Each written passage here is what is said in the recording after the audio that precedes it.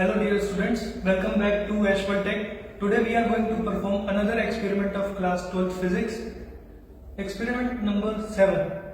Aim of the experiment is to find the focal length of the convex lens. है ना, इसमें अपन convex lens की focal length निकालेंगे by plotting the graph between u and v, यानी कि object distance and image distance, या फिर 1/u और 1/v के बीच में अपन ग्राफ प्लॉट करेंगे और अपन फोकल लेंथ निकालेंगे। तो आपके पास एक तो फॉर्मूला होता है 1/f = 1/v - 1/u, तो इसमें तीन तरीके से आप निकालोगे। एक 1/f = 1/v - 1/u से आप फोकल लेंथ निकालोगे, ये इस तरीके से आप uv/u - v। सेकंड आपको क्या करना है, u और v के बीच में ग्राफ प्लॉट करना है और फिर उससे आपको फोकल लेंथ निकालनी है। थर्ड आपको 1/u एंड 1/v के बीच में ग्राफ प्लॉट करना है और उससे आप फोकल लेंथ निकालोगे, किसकी, कॉन्वेक्स लेंस की। नेक्स्ट इसका रे डायग्राम। आपको कॉन्वेक्स लेंस के सारे रे डायग्राम्स पता होने चाहिए कि फोकल लेंस से जाती है तो कहां पर इमेज बनता है, अगर फोकस पॉइंट पे रखा हुआ है तो उस केस में कहां पर इमेज बनती है, फोकस और 2f के बीच में कहां पे बनती है, 2f पे रखे ऑब्जेक्ट को तो इमेज कहां पर बनती है, और अगर इनफाइनाइट पे तो कहां पे बनती है। ये सारे केसेस पता होने चाहिए। इसमें आप क्या कहां रखोगे, f और 2f के बीच में कहीं रखोगे और इमेज आपको 2f के आगे बनेगी, है ना। ये आप देख रहे हो, ये नीडल्स रखी है, ऑब्जेक्ट नीडल, ये यहाँ पे इमेज नीडल है ना, ये इमेज, इसका इमेज यहाँ फॉर्म होगा कहीं। इस इमेज के जस्ट नीचे ओरिजिनल जो नीडल होती है उसको आप रखोगे। इन दोनों के पॉइंट टिप टू टिप मिलाने हैं आपको और साथ में इनका पैरेलैक्स रिमूव करना है। पैरेलैक्स क्या होता है हम आगे देखते हैं, है ना। इसका ये फॉर्मूला काम में आएगा। अब हम देखते हैं इसके क्या क्या apparatus रिक्वायर्ड होते हैं। So students, this is optical bench, these are uprights, this is spirit level, this is our convex lens, these are our object needle and image needle, alright, this is our scale। ये जो optical bench है इसका सबसे पहले अपन क्या spirit level से level check कर लेते हैं कि कहीं इधर उधर नहीं है। आपको क्या करना होता है, अगर ये लेवल पे, जैसे अभी ये ऑलमोस्ट सेंटर पे आ रहा है ना, अगर नहीं आ रहा हो तो आपको इधर और उधर से ये स्क्रू लूज या टाइट करके देखने हैं और ये सेंटर पे आ जाएगा, ठीक है। ये अभी मैंने इसको सेंटर पे कर रखा है तो ये ऑलमोस्ट सेंटर पे आ गया है ना ये। और इधर से दूसरे साइड से अपन को देखना पड़ेगा। हम दूसरी साइड से देखेंगे, ये देखिए बबल एकदम सेंटर में आ रहा है, तो इसका मतलब ऑप्टिकल बेंच एकदम सही पोजीशन में है। ये हमारे पास ऑप्टिकल बेंच की स्केल होती है, ये 1.5 मीटर की होती है। आप देखेंगे 1 सेंटीमीटर से शुरू हुई और ये 150 सेंटीमीटर तक खत्म होती है।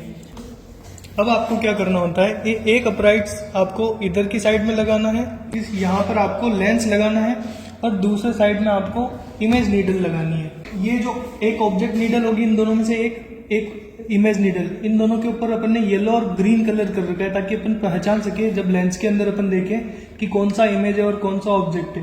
तो ये जो अपराइट्स है इनके ऊपर अपनी नीडल, ये ऑब्जेक्ट नीडल की तरह काम करेगी, तो इस नीडल को अपन यहाँ पे स्क्रू से टाइट कर सकते हैं।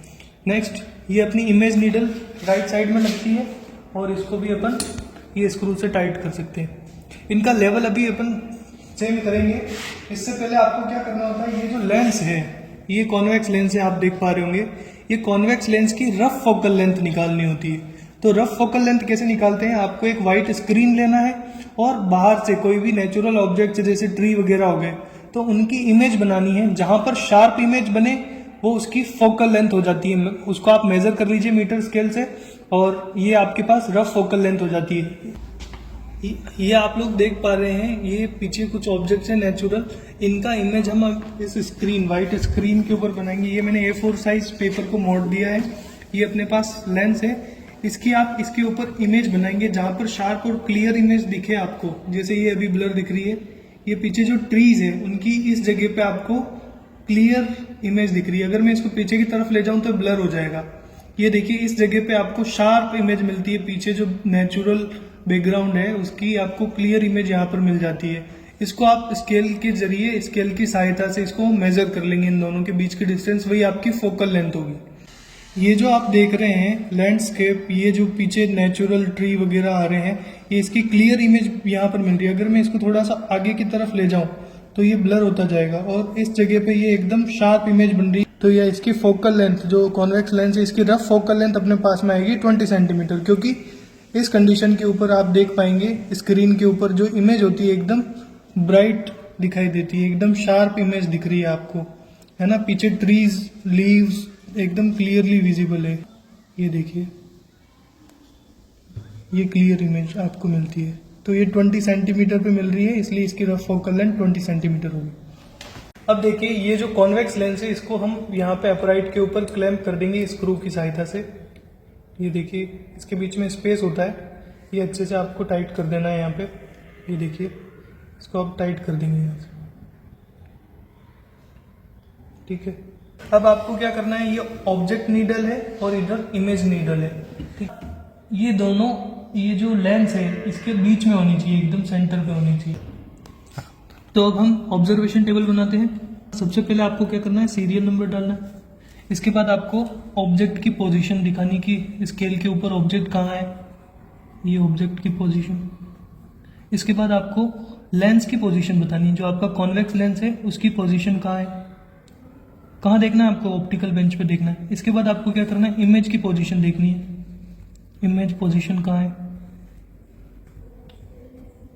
इसके बाद आप क्या करोगे, यू निकाल लोगे, वी निकाल लोगे और आप एफ निकाल लोगे। फॉर्मूला कौन सा है, u v upon u minus v, है ना।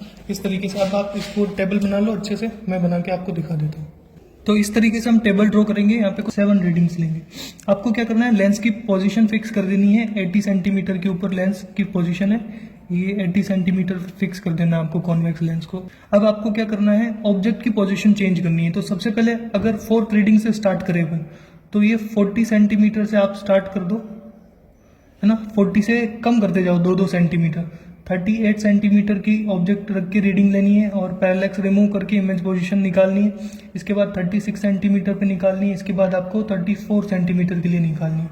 इधर आप 5th रीडिंग के लिए 42 सेंटीमीटर पे निकालो, 44 सेंटीमीटर पे निकालो और 46 सेंटीमीटर के लिए आपको ऑब्जेक्ट पोजीशन के लिए इमेज पोजीशन निकालनी है। इमेज पोजीशन आप निकालोगे, फिर यू और वी कैसे निकालोगे, अगर लेंस पोजीशन और ऑब्जेक्ट पोजीशन दोनों को माइनस करोगे तो आपके पास यू की वैल्यूज आ जाएंगी, है ना।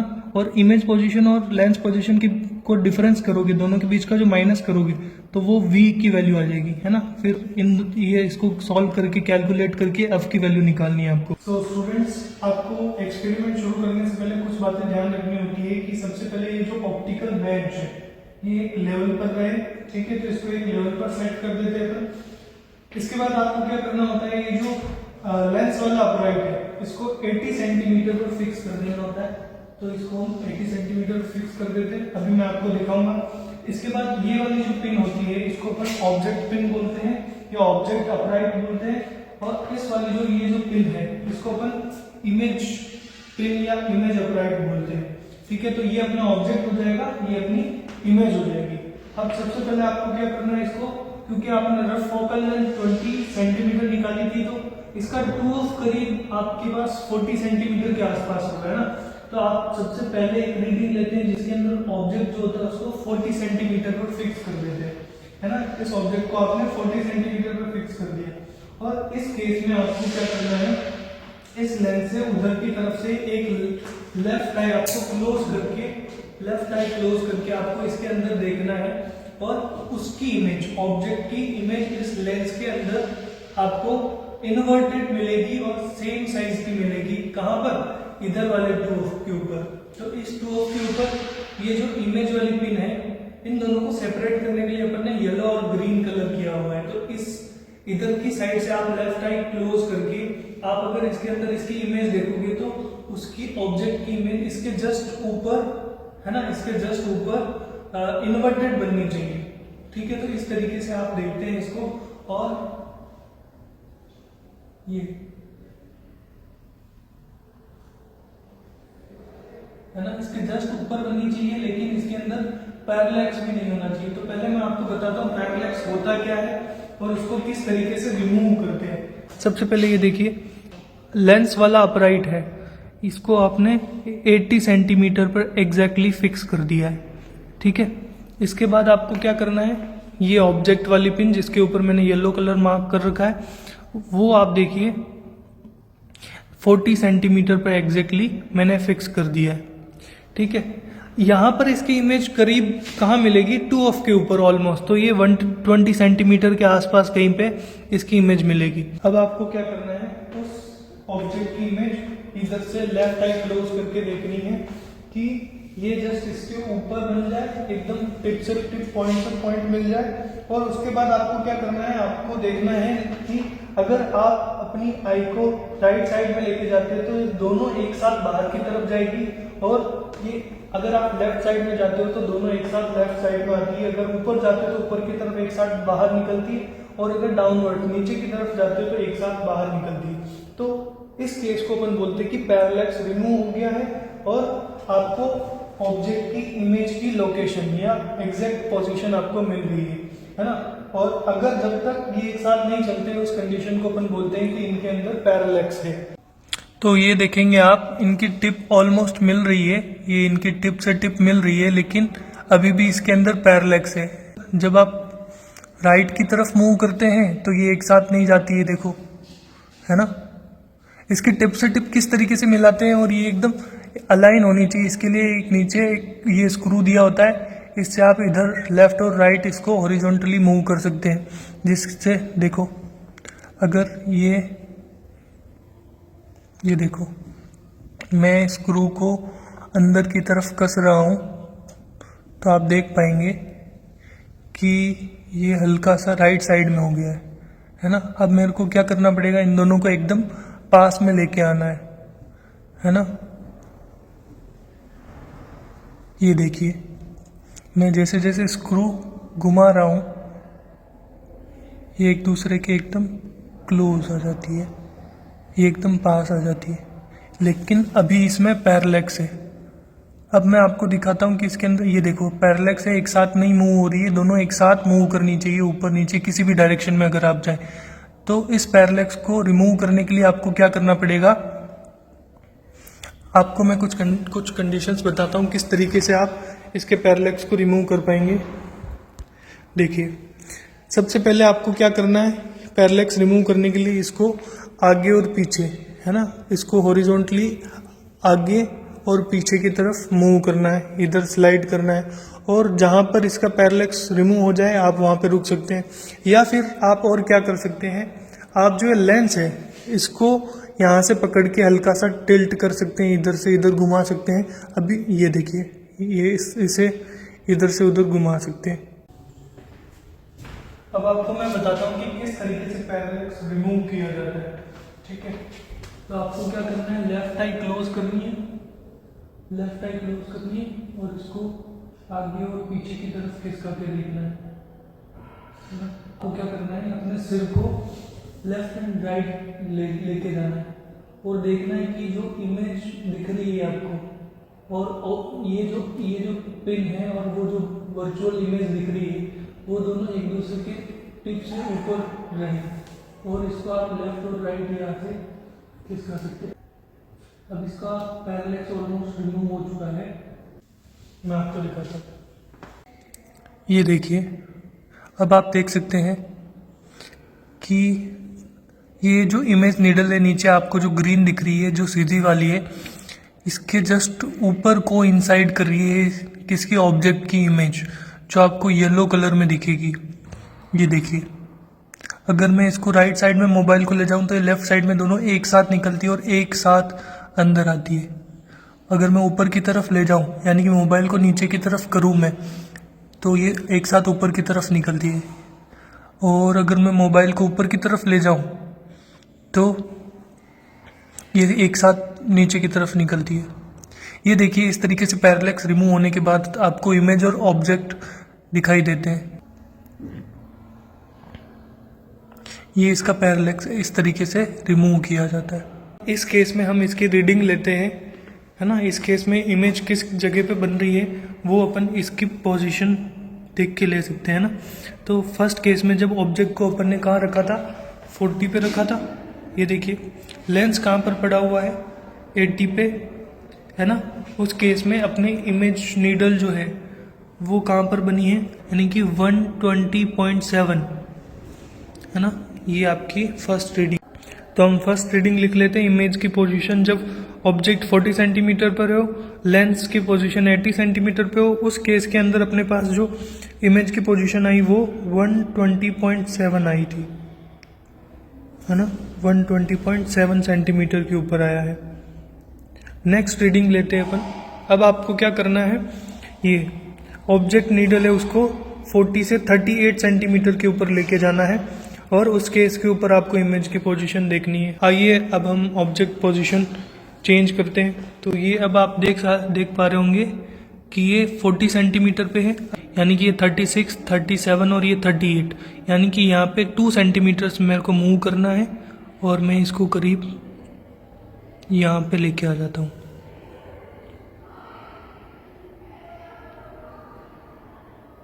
है ना। ये हमारा ऑब्जेक्ट अब हो गया 38 सेंटीमीटर पर।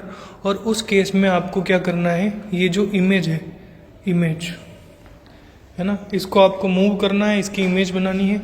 अभी आप देखेंगे तो इसके अंदर द पैरेलैक्स आ गया होगा। अब अगर आप देखेंगे तो इन दोनों टिप्स के बीच में आपको गैप दिखाई देगा, है ना। उस गैप को अपन रिमूव करेंगे और इसके बाद रीडिंग लेते हैं। मैं अपने लेफ्ट हैंड से इसको आगे और पीछे हल्का हल्का मूव कर रहा हूँ। इस केस में इसका पैरेलैक्स रिमूव हो चुका है। ये देखिए, दोनों एक दूसरे को अच्छे से कोइंसाइड कर रही हैं, है ना। दोनों को एक साथ ले जाता हूँ, दोनों एक साथ बाहर निकलती है, ठीक है। अब हम इसकी रीडिंग ले लेते हैं। ये देखिए, इमेज की पोजीशन देखनी है आपको कहाँ पर है।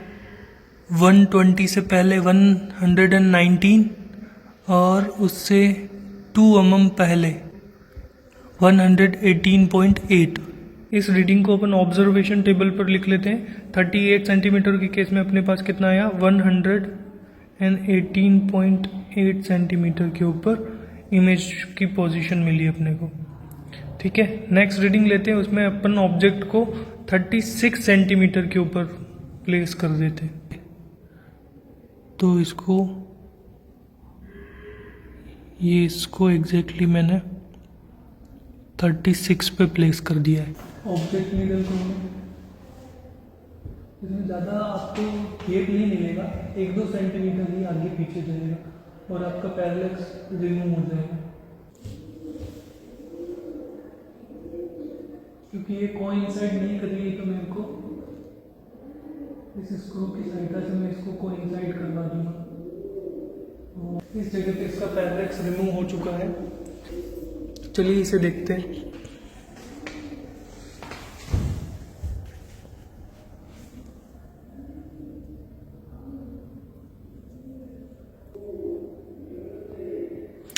है ना, पैरेलैक्स रिमूव कर दिया है। अब हम इसकी रीडिंग ले लेते हैं। तो ये हमारे पास इसकी रीडिंग आई है 116.7,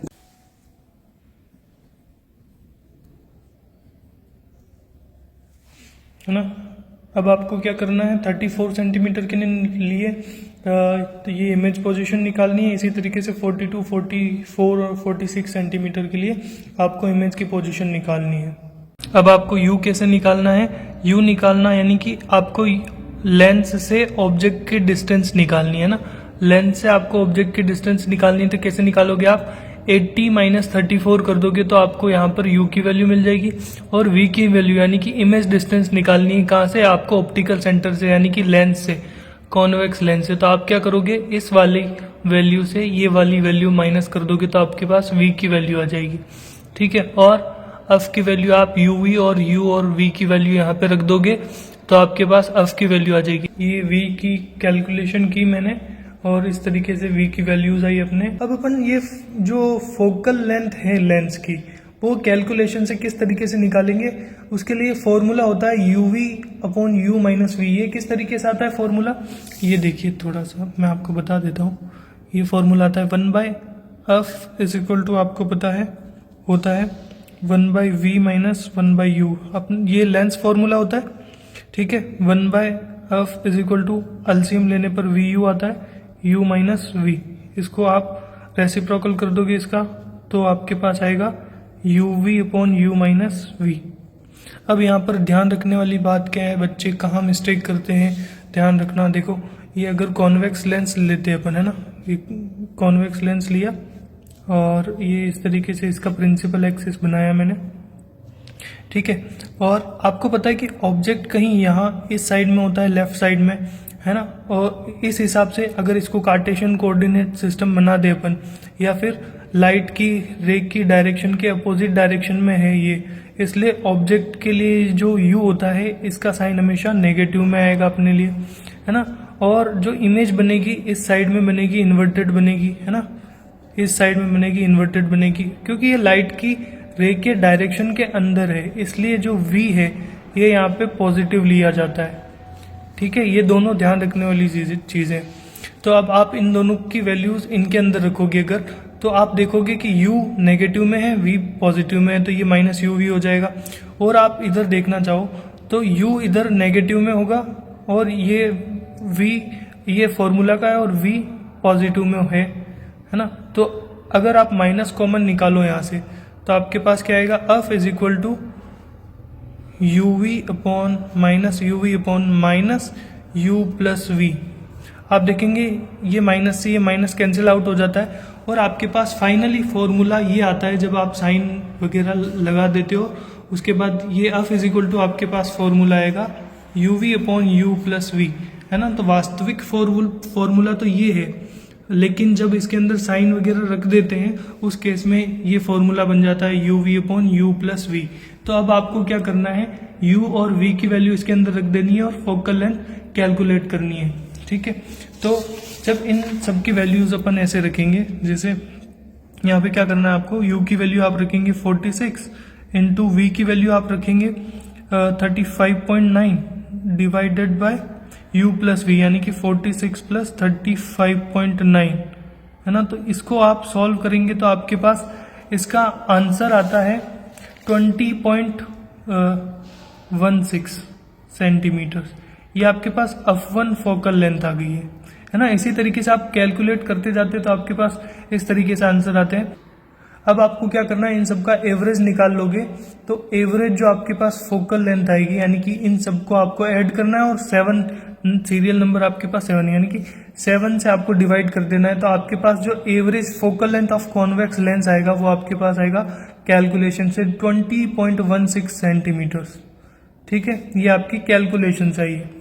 डियर स्टूडेंट्स, u और v के बीच में जो ग्राफ होता है वो इस तरीके से हमको मिलता है, जहाँ पर ये सेकेंड कोऑर्डिनेट के अंदर पूरा यू वी ग्राफ बनता है। उसमें पॉजिटिव y एक्सिस जो आप देख रहे हैं, पॉजिटिव y एक्सिस पे आपको v को यानी कि इमेज डिस्टेंस को लेना है और नेगेटिव x एक्सिस जो होता है उस पर आपको ऑब्जेक्ट डिस्टेंस लेनी है। अब आपको u और v की वैल्यूज जो ये आपने ऑब्जर्वेशन टेबल में लिखी है, वहाँ से आपको u और v के बीच में जो ये जो ग्राफ प्लॉट करना है, यहाँ पे पॉइंट्स लगाने हैं। इसके बाद फ्री हैंड से इन सारे पॉइंट्स को ज्वाइन कर लेना है, ठीक है। इसके बाद आपको क्या करना है, फोकल लेंथ निकालने के लिए आपको ये जो ओरिजिन है, ये ओरिजिन आप देख पा रहे हैं, इस ओरिजिन से 45 डिग्री का एंगल बनाना है। इस 45 डिग्री के एंगल जहाँ पर ये टच होता है ना, जहाँ पर इंटरसेक्ट करता है, उस जगह से आपको दो परपेंडिकुलर्स ड्रॉ करने हैं जो दोनों एक्सिस, एक्स एक्सिस और वाई एक्सिस के ऊपर इंटरसेक्ट करें। इन दोनों पॉइंट्स को आपको नाम दे देना है ए और बी। अब आप क्या करेंगे, ओ ए और ओ बी को नोट कर लेंगे। नेक्स्ट कैलकुलेशन अपन आगे करते हैं। ग्राफ से आपके पास ओ ए की वैल्यू 40 सेंटीमीटर आती है और ओ बी की वैल्यू भी 40 सेंटीमीटर आती है ना। आपको इन दोनों का एवरेज लेना होता है इस केस में, क्योंकि दोनों सेम है तो सेम आंसर आएगा। ओ ए प्लस ओ बी बाय 2 आप करेंगे तो आपके पास 40 plus 40 divided by 2 which is 40 centimetre, है ना। ये आपके पास 2f आता है, तो f की वैल्यू आपके पास क्या हो जाएगी 40, है ना। f की वैल्यू आपके पास क्या आ जाएगी 40 divided by 2 which is 20 centimetre. तो ग्राफ से आपके पास फोकल लेंथ कॉन्वेक्स लेंस की कितनी आई है 20 सेंटीमीटर। स्टूडेंट्स, इस कॉन्वेक्स लेंस की हमारे पास जो फोकल लेंथ है, अलग अलग तरीकों से अलग अलग फोकल लेंथ जो हम निकालते हैं। आइए देखते हैं हमारे पास क्या क्या आई है। सबसे पहले अपने पास रफ फोकल लेंथ अपने पास आई थी 20 सेंटीमीटर के करीब, है ना। और फोकल लेंथ बाय फॉर्मूला, फॉर्मूले से अपने पास जो फोकल लेंथ आई थी ये आई थी अपने पास 20.16 सेंटीमीटर, ठीक है। और फोकल लेंथ जब हमने ग्राफ प्लॉट किया था u और v के बीच में, उस केस में जो हमारे पास फोकल लेंथ आई थी वो अपने पास फोकल लेंथ आई थी एग्जैक्टली 20.00 सेंटीमीटर। तो इस तरीके से ये जो कॉन्वेक्स लेंस हमारे पास में था, इस कॉन्वेक्स लेंस की फोकल लेंथ हमने निकाली है 20 centimetre. Thank you for watching, God bless you all.